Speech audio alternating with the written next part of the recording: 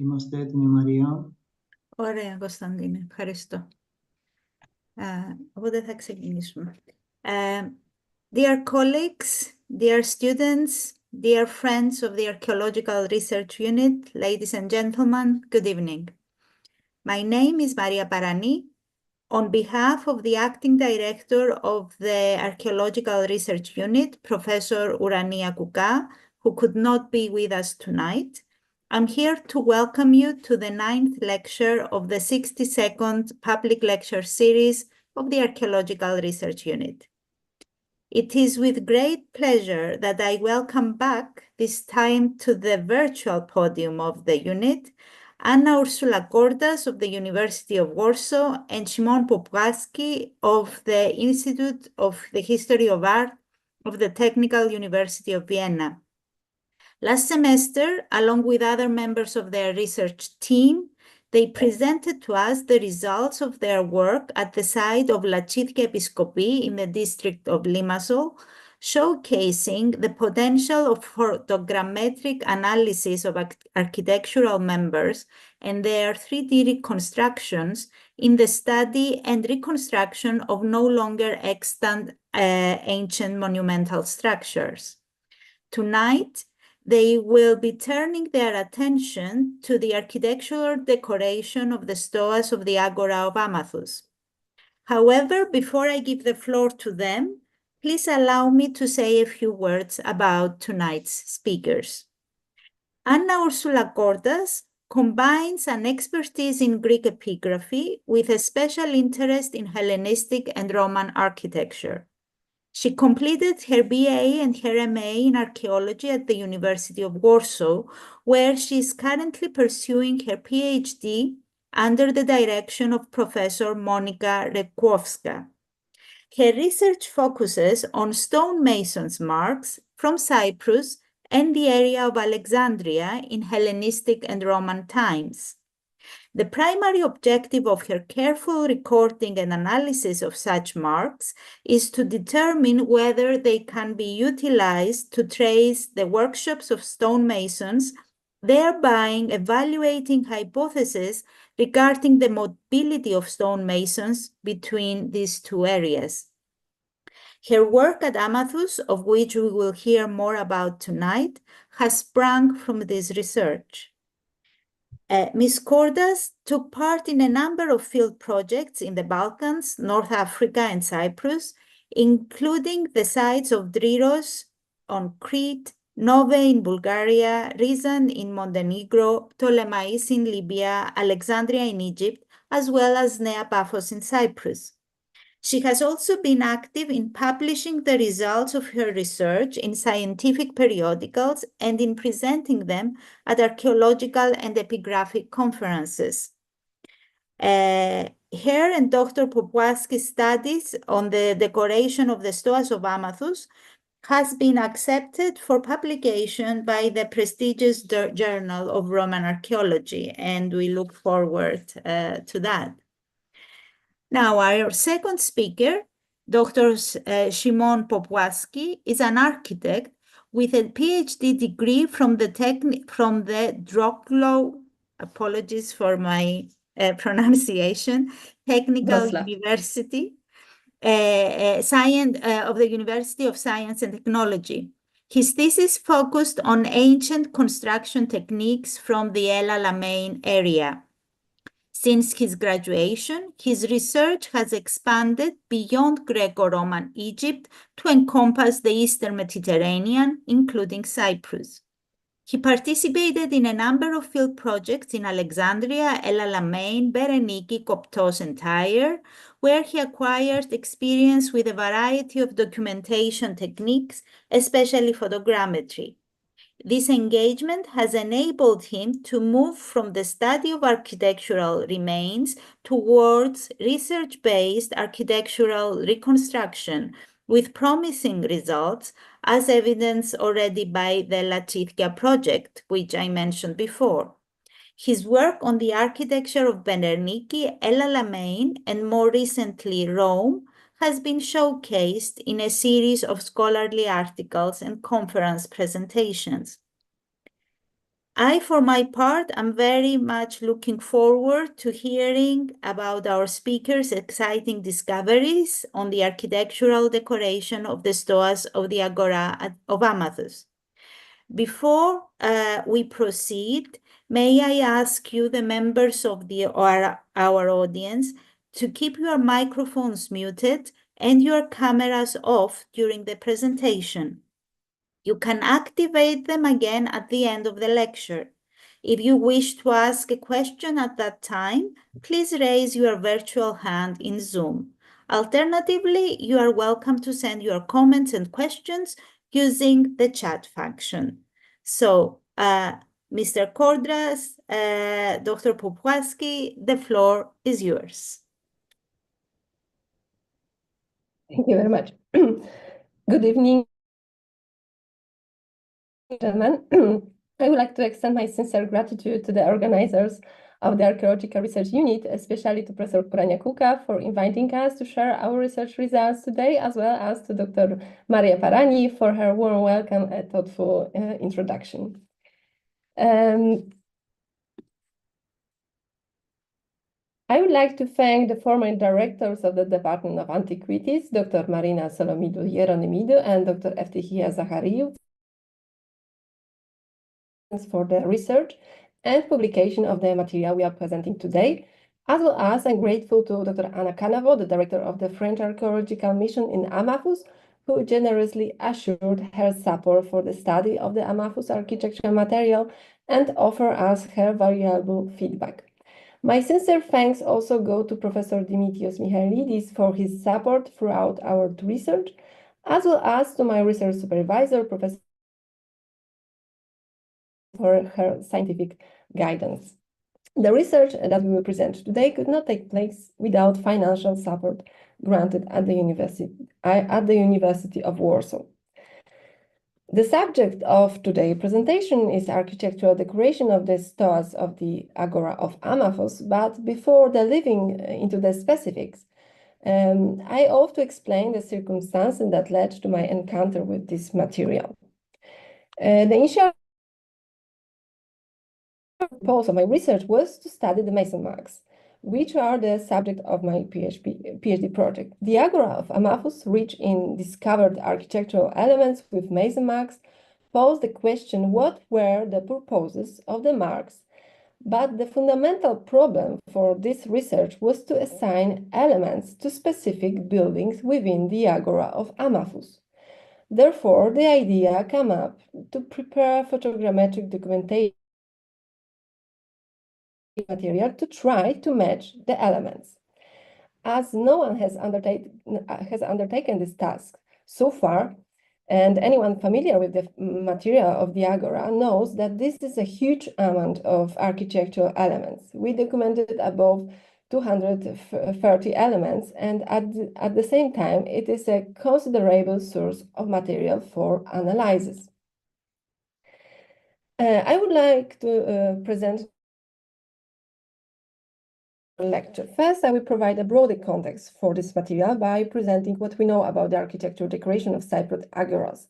Then I will tell about the brief history of the works on Amathus Agora, and will present the objective and methodology of our research.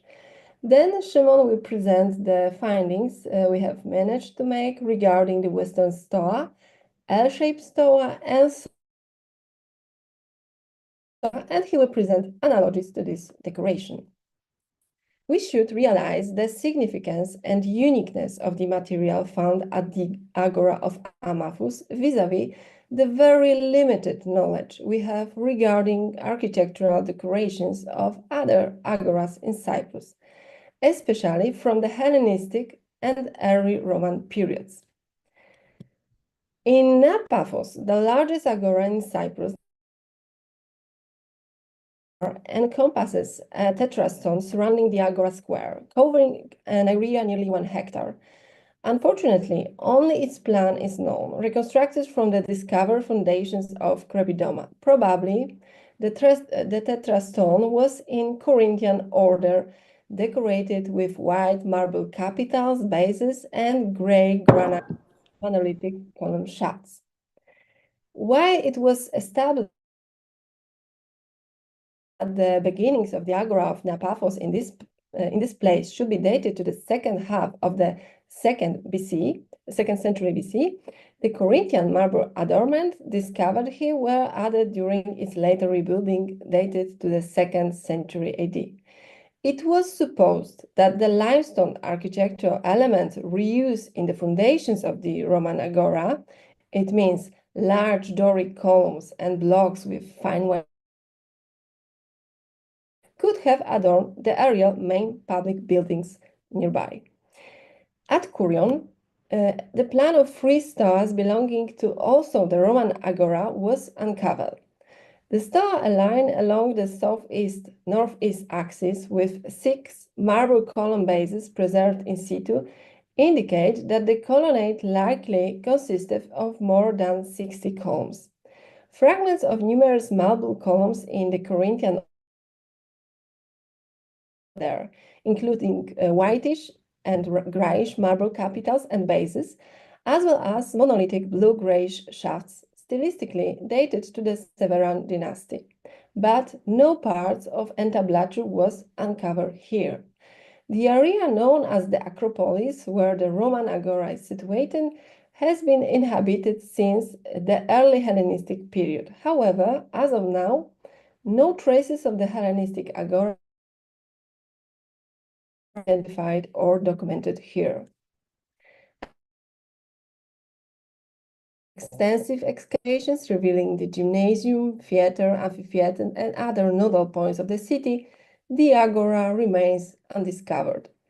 It is worth mentioning that in the older works, the monumental plaza preceding the Temple of Zeus and flanked by colonnades was mistaken for the Agora of Salamis. Among all the other investigated Cypriot cities, aside from Amathus, relatively well-preserved architectural decoration of the Agora have been registered only at Soloi. Canadian excavations before the invasion in 1974 uncovered a monumental paved agora with a characteristic Roman urban development thoroughfare, a colonnaded street leading from the east gate to the agora. A partially excavated nymphaeum flanking the agora from the south yielded about 50 architectural fragments in an Asian Minor type executed in marble, including Ionic Attic bases, column shafts, Corinthian capitals, elaborately decorated architraves, friezes, and cornices. While the layout of the Soloi Agora appears to have Hellenistic origin, architectural remodeling is dated between the 2nd and 3rd century AD, with the nymphaeum dating back specifically to the Severan period. Regrettably, the excavation at the site were prematurely interrupted, preventing the complete exploration of the nymphaeum, with less than a half of it excavated at that time. Consequently, no reconstruction of its architecture was undertaken. Considering the current state of research on the Cypriot agoras, the architectural decoration of the Agora of Amathus stands out as one of the most well-preserved, and at the same time, an enormous wealth of limestone architectural fragments uncovered there has neither been published nor reconstructed so far. Moreover, it offers significant insights into the development of Cypriot public architecture, only agora that preserved Hellenistic and early Roman remains of architectural decoration executed in local stone. The purpose of our efforts was to establish connections between the abundant architectural elements scattered across the archaeological site with the remnants of the stoas surrounding the agora. The primary objective was a comprehensive reconstruction of the decoration, particular focus on the western stoa, the L-shaped stoa, and the corner and the southern stoa, which were conceived as a unified architectural ensemble during the 1st century AD. It's worth mentioning here that Amathus was one of the most important and cosmopolitan urban centers in Cyprus and hub for pilgrims and during the Hellenistic and Roman periods. First of all, in this period, it was famous for its renewed sanctuary of Aphrodite Cypria, with a temple towering over the urban landscape. The main building of the Temple of Aphrodite achieved its most monumental form in the Flavian period and is one of the few known examples of a Greco-Roman type temples in Cyprus, with architectural decoration reflecting many from Alexandrian to local ones. Especially characteristic for the temple are blockout capitals, which could be considered as a local reworking of the Corinthian capitals of Alexandrian tradition, and they represent also the most elaborate and monumental blockout form on the island. We should therefore not be surprised by the monumentality of the architectural complex discovered in the Agora of The Agora of Amathus was discovered by Michael Lulupis under the auspices of the Department of Antiquities of Cyprus from 1977 to 1991. At that time, the large paved area and, among others, the structure of the Western Stoa, the L-shaped Stoa, and the Southern Stoa, particularly rich in diverse architectural elements, were excavated. Simultaneously, building phases from early late Roman periods have been reconstructed. Regrettably, the untimely passing away of Lulupis in 2010 ruined the publication prospects of this rich architectural material. A considerable effort to better understand the plan, chronology, and functions of the specific structures of the Agora was undertaken in a subsequent research initiative conducted by the French School of Athens, spanning the years 2001-2002. By Jean-Paul Pret, Isabelle Tassignon, and architects Tony Kozel and Manuela Burkozel. Thanks to the investigations discussed above, it has been established that the earliest structures of the Agora are dated to early 3rd century BC. At this time, a building comprising 3 consecutive rooms, placed at the heart of the Agora, probably a palestra, is believed to have formed a unified with Hellenistic baths in the south, the latter of which was accessed through the southern Stoa. The functioning of these buildings can be plausibly related to the double Stoa, which is also linked to the beginnings of this monumental building program at the 3rd century BC, with the terminus antequem at the beginning of the 2nd century BC. At the northern border of the Agora, a rectangular structure named by us the northern building was found. It was probably of the 3rd century BC. It was also possible to determine that the Grand Fountain and the cistern, situated at the northwestern edge of the Agora, were built around the mid of the 2nd century BC. In the Roman period, under the rule of Tiberius, significant architectural modifications introduced to the Agora. During this time, the presumed palestra vanished beneath the slabs of the rectangular city square, surrounded by newly built porticos. The reconfigured double Stoa is from then onwards referred to as the Western Stoa. The L-shaped Stoa enclosing the Agora from the north and east replaced the northern building. The southern Stoa remained. It can be assumed that it may have undergone some modifications during this period. Within the Agora, archaeological exploration has also brought to light the temple in Antis, featuring a podium and pronaos with an entrance situated to the south. However, little can be definitively stated regarding its decoration and character, as well as its dating, potentially ranging from 50 AD. At the Agora, the square building was also subject to diverse interpretations. posited either as a fountain featuring a canopy supported by 4 columns or as a temple with a podium and peristyle dating back to the 3rd century AD. At the northern extension of the western stoa, a banquet hall was uncovered, which subsequently evolved into a chapel dating to the 2nd quarter of the 3rd century AD, accompanied by preserved statue base and an altar.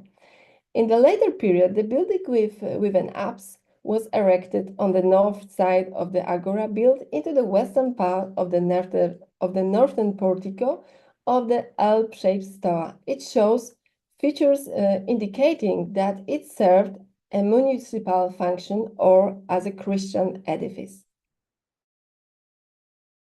Commencement of the gradual degradation of the agora can be traced back to the late 3rd century AD. This decline became visible after the construction of the square building. As late antiquity unfolded, there was a perceptible shift in the agora's significance, from the focal point of civic life to a mere thoroughfare equipped with water conduits. Some of these conduits supplied a small late dated to the beginning of the 5th century AD and situated outside the northeastern corner of the agora. It is worth emphasizing that as the architecture of the Hellenistic and Roman public square gradually degraded in late antiquity, a significant part of the architectural elements were repurposed in late Roman installations. This renders it difficult to discern the original context and architectural decoration adorning the agora. Undertaken within our research in May 2022 was prepared by Maksym Mackiewicz and encompassed approximately 230 architectural decoration elements, as well as 2 sections of colonnades of the western stoa and the eastern portico of the L-shaped stoa. Each scan was made from 50 to 100 photos, structure from motion technique and the Agisoft MetaShape software.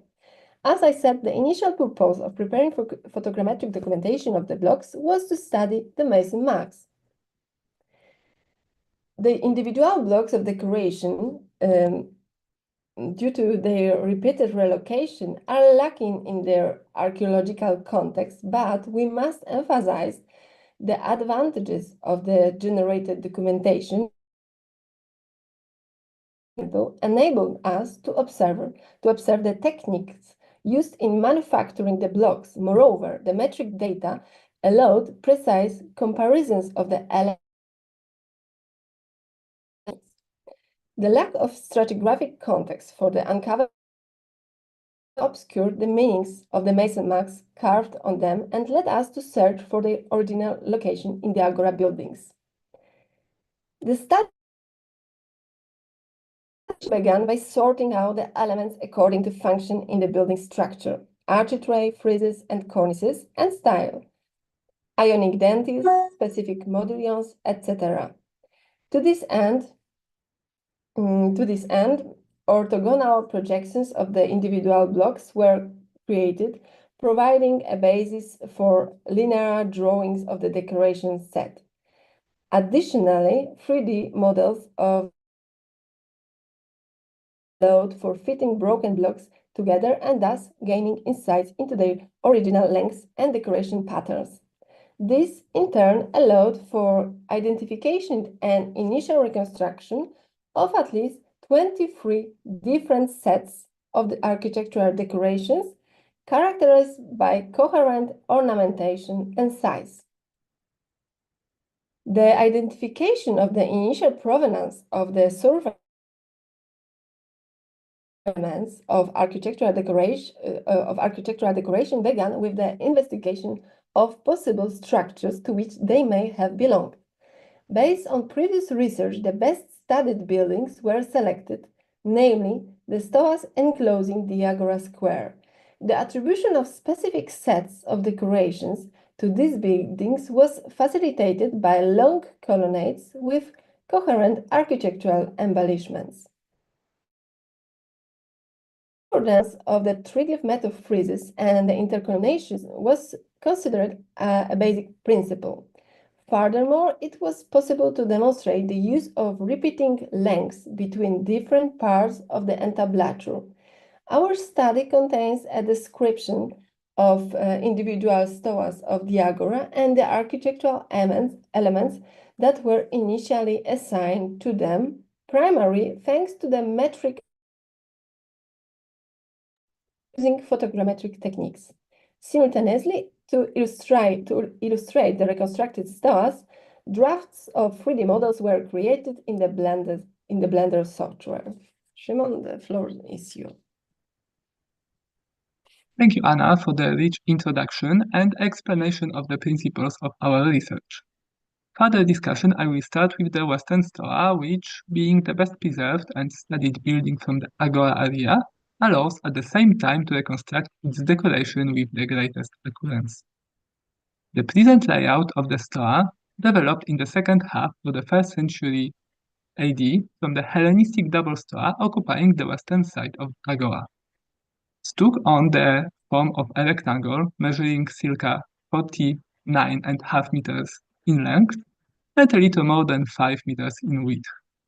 Almost the entire longer side opened up to the Agora with a colonnade.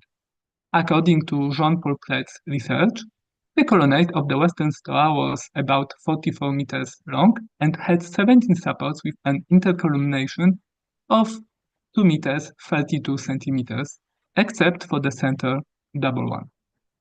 Until now, the entablature elements of the portico have not been identified. The identification proposed here by us was only possible thanks to the 3D documentation of the large number of decorative fragments, which revealed metrical and stonework relations between them. The correspondence between the elements of the triglyph method frieze and the cornice with flat-grooved modillions could be identified based on the known value of the intercolumniation, these 2 meters and 32 centimeters. The large number of frieze and cornice blocks, coupled with the complete absence of architraves, suggests that they may have been originally made of wood. Finally, it is worth noting that the incisions made on the bottom surface of the cornice blocks, the majority being guidelines, correspond to the location of the triglyphs and metopes in the elements of the frieze located below. This further confirms the proper reconstruction of the decoration set. The decoration so restored consists of blocks of frieze, which we called Doric frieze A, and blocks of cornice described by us as cornice with flat grooved modillions. 4 triglyphs and 4 metopes fit into a single intercolumniation corresponding to 12 modillions placed evenly above them. Let's then move on to the Southern Stoa, whose excavations, being the most recent work carried out on the Agora, together with the rich material left in situ, make it possible to reconstruct its decoration with equal confidence. The Southern Stoa was functionally associated with the Hellenistic baths to the south of it, forming an extended entryway to the complex.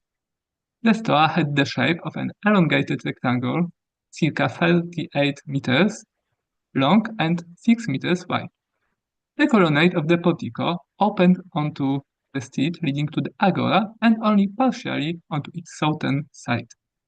Despite the poor state of preservation of the remains in situ, individual blocks of stylobat confirmed the existence of short side walls at the extremities of the front facade, while the drums of the columns and blocks of architrave uncovered in the fallen position made it possible to calculate the value of the intercolumniation. Based on the above, the length of the colonnade of the Stoa could be estimated to approximately 35.5 meters, which included 17 columns with an intercolumniation of about 2 meters.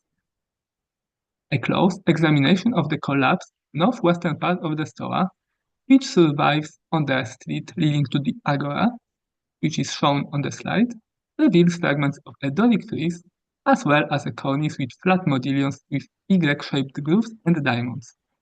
These, along with 5 blocks of architrave identified further east by Jean-Paul Pret, allowed us to propose the appearance of its decoration.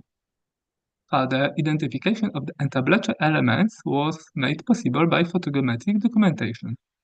By calculating the intercolumnation of 2 meters in length, based on observations of the blocks of Doric architrave with cylindrical gutste, it was possible first of all to estimate the total number of columns in the colonnade to 17.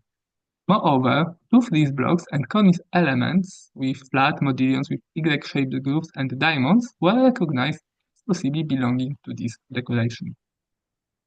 The decoration so restored consists of blocks of Doric architrave with cylindrical gutste, elements of Doric frieze, named by us as Doric frieze B, because it's quite similar to the previously shown, being different only if the dimensions, and blocks of cornices with flat modillions with Y-shaped grooves and diamonds.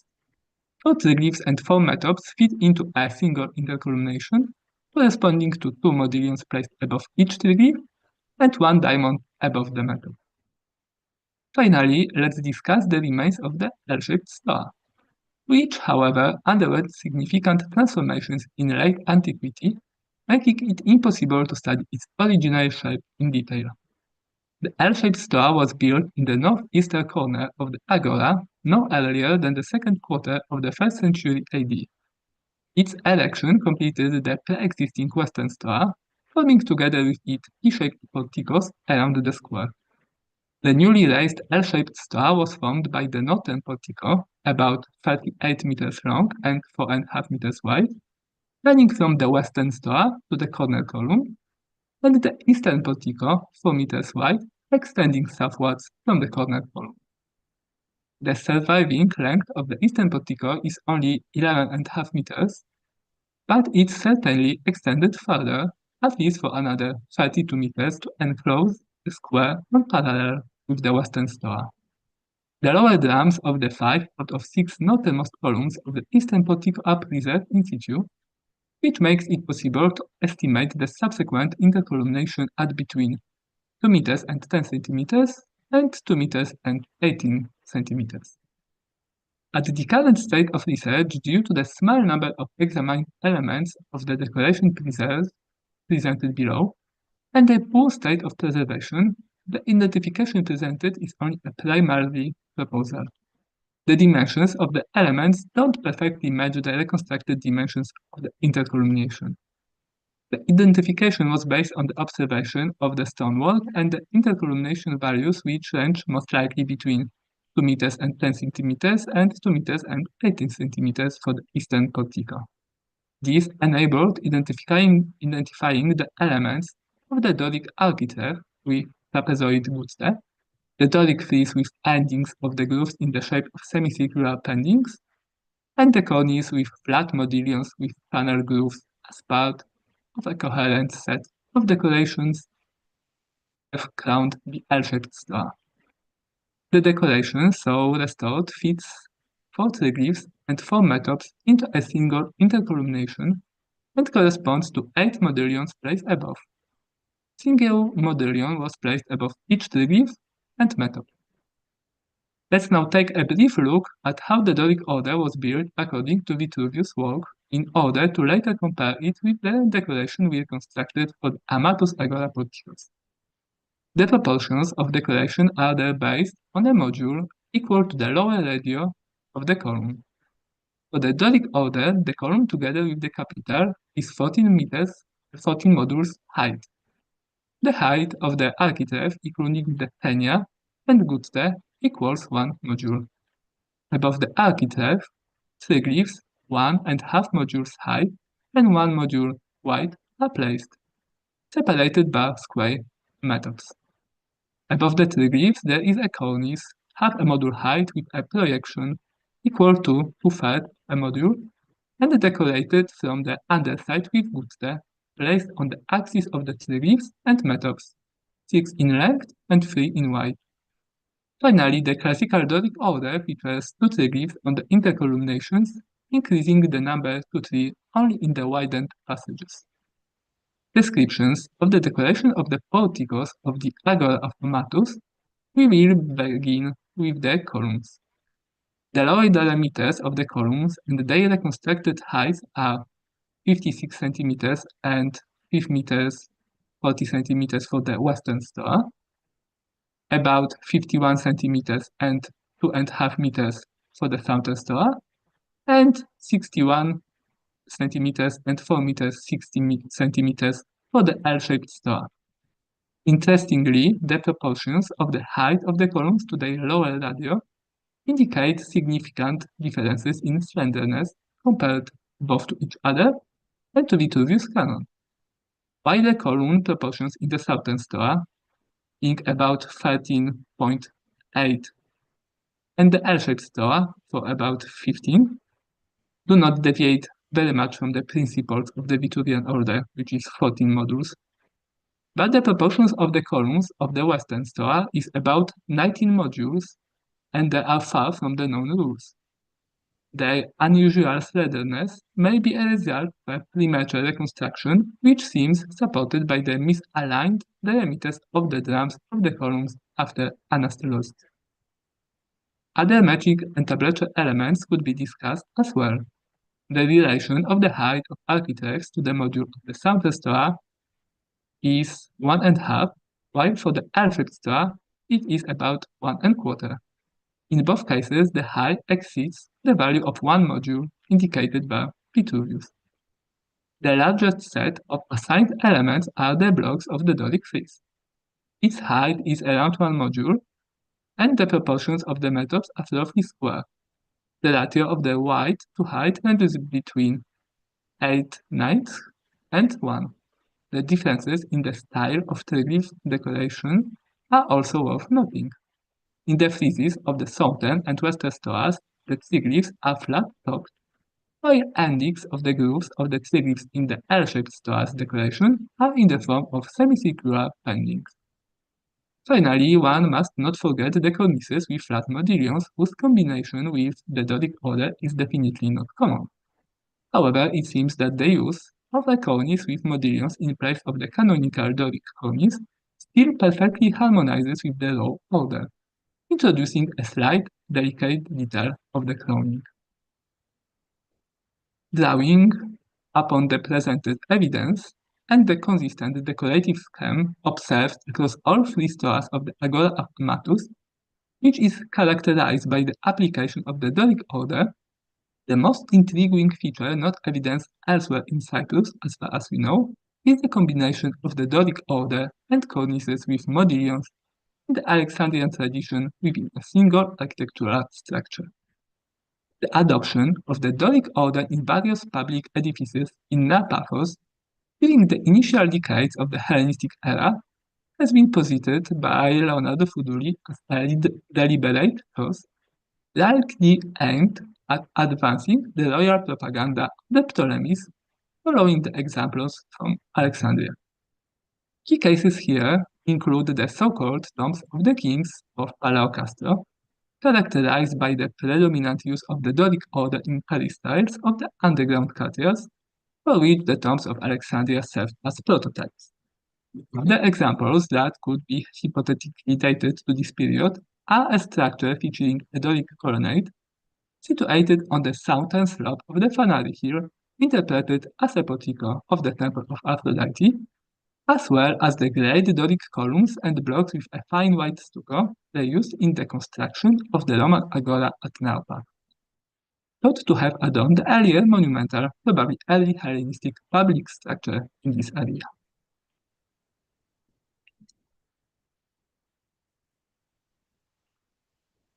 Although Alexandrian tombs differ from their Cypriot counterparts in the use of pillars and engaged half columns in place of freestanding ones, as well as by introducing the heart-shaped columns in the corners, there are important similarities. The form of the underground peristyle courtyard, decorated with the Doric order and access through the covered dromos, especially resembles the Alexandria sepulchral architecture. Moreover, the closest analogy and likely prototype for the Parthian tombs can be found in the Alexandrian necropole of Mustafa Kemal Pasha, particularly in tomb number 1. The rock-cut tombs of Palaeocastro constitute an exceptional example, as they build the only standing almost completely preserved decoration in the Doric order known from Cyprus. The other elements of Doric decoration in Cyprus were predominantly spreaded and reused in the later buildings lacking the original context. This is the case of the elements from House of Orpheus in Neapaphos or the buildings in Kurion. Although the combination of the cornices with flat modillions with a relatively classic Doric order may still be surprising, mixing orders and using Doric friezes along with Corinthian or Ionic columns was a widespread practice in the area influenced by Alexandria. This trend had been observed through the whole Mediterranean sites pre-Hellenistic times, but its intensity increased significantly during the Hellenistic period. In Cyprus, this architectural fashion also left its mark. A mixture of Alexandrian capitals with Doric friezes was most likely used for the temple of Zeus in Salamis, believed to date back to the second half of the 2nd century BC, possibly even before 168 BC. Similarly, in Alexandria, such a decoration is reconstructed for the Serapeum, dating to the second half of the 1st century BC, and Temple of Augustus at Philae, dated to 13 of 12th year BC. The combination of Doric friezes and Ionic columns is also not a novelty and was especially common in Cyrenaica. It is evident in the lower colonnade of the great portico of the Palazzo della Colonna in Ptolemais, dated to the turn of the 2nd and 1st centuries BC, and the house of the semicircular Clina in Cyrene, dated to the between the 1st century BC and the 1st century AD. Finally, in Cyprus, such a combination can be found in the western courtyard of the Hellenistic house from Neapaphos, decorated with block-out capitals of Ionic origin, and dated not like the name for the early Roman period. It is the cornices with modillions in the Alexandrian tradition, used together with the Doric order of the Stoas of the Agora of Amathus, that create the uniqueness of the studied decoration. Modern research has noted the presence of such cornices through the Eastern Mediterranean within the Alexandrian area of influence. To date, however, we have been able to place only a few of them in a broader architectural context, decorative order, or even the building to which they may have originally belonged. Finally, some more could be said about the style of ornamentation. The flat modillions, characteristic for cornices in the Alexandrian tradition, were observed in 3 basic forms on the Agora of Amathus. The first being deeply grooved, second with Y-shaped grooves together with diamonds, and third with channel grooves. While flat grooved modillions were widely used through the Eastern Mediterranean, the Y-shaped and channel ones do not occur in Alexandria or in other regions of Egypt, which would confirm existence of a local Cypriot tradition. The basic form of modillions in the Alexandrian tradition is described by Mackenzie as narrow, with a deep central groove running along the longer side and a flat lower surface with splaying sides. For the Cypriot cornices, Gasparini noted that modillions and empty spaces between them are joined and form a meander-like motif with deep grooves that connect to perpendicular continuous grooves at the back of the soffit. Most notable and of particular value to the study are the examples confirming the joint use of cornices with modillions and the Doric friezes, through which it was possible to confirm the harmony of the modillions and triglyphs. Such decorations can be seen on blocks that combine both a cornice and a frieze in a single element, and only few complete buildings were preserved with such features, being the most known, for example, Corinthian tomb from Petra. The application of a cornice with modillions in the full Doric order has been observed so far only in the proscenium of the theatre in Ephesus and in the Doric nympharium on Lake Albano. Similar decoration and the first attestation of the modillion cornice has been reconstructed for wealthy housing of 3rd to 3rd centuries BC on Rhodes. Returning to the decoration of the porticos of the Agora of Amathus, it should be emphasized once again the consistency of the entire design. and the use of the Doric order with modillions in all the stoas discussed. Moreover, it should be noted that such a rich and complete decoration allows us to significantly expand our knowledge of the development of the Doric order in Cyprus. Thank you.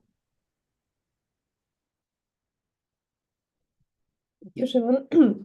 In conclusions, I have to admit that this research constitutes a significant contribution to the study of Cypriot architecture by offering detailed photogrammetric documentation and analysis of the architectural decoration elements found at the Agora of Amathus. What is extremely valuable is that the Agora is exceptional among other Cypriot agoras due to its particularly well-preserved architectural decorations and because it is a unique example with ornamentation from the Hellenistic and early Roman periods, crafted in local stone. Despite the abundance of preserved architectural elements, they have never been published before. No attempts have been made to reconstruct the architectural order of the individual stoas. Thanks to the relatively accurate photogrammetric documentation method and the subsequent creation of 3D models, it became feasible to precisely juxtapose elements on a scale, facilitating credible observation regarding their interrelationships. The architectural decorations of the discussed stoas show both similarities as well as significant differences in details and stonework. The influence of the architectural tradition of Alexandria is visible in the selection of the mixed architectural order, the Doric architraves and friezes with modillion cornices typical of Alexandrian architecture. On the other hand, coupling this combination with full Doric columns seems unique and has not yet been observed elsewhere. Consequently, the presented reconstructions of the decoration styles serve as a significant contribution to the understanding of the of Cypriot architecture. They could also help bridge the gap in our knowledge regarding the lost architecture of Alexandria, as well as on the process of exchanging ideas and trends in the architecture in this region. Finally, we consider it a priority for future research to use modern documentation techniques to reanalyze already discovered architectural elements and to thoroughly scrutinize their context with particular on the remaining buildings of the Agora of Amathus, not covered by this research. Finally, we hope to have demonstrated the importance of our research and the material collected in the lapidaries. Thank you for your attention. We would greatly appreciate any comments and opportunity to discussion on this material.